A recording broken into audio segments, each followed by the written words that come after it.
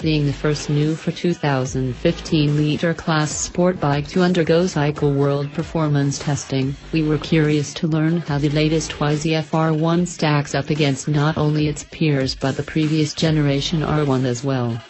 It will be another month before we can assemble all class of 15 contenders together for a heads-up comparison.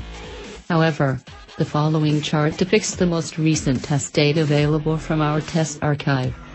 Stay tuned for the outcome of our upcoming Superbike shootout, as class hierarchy is likely to shuffle as a result of back-to-back testing under common climatic conditions.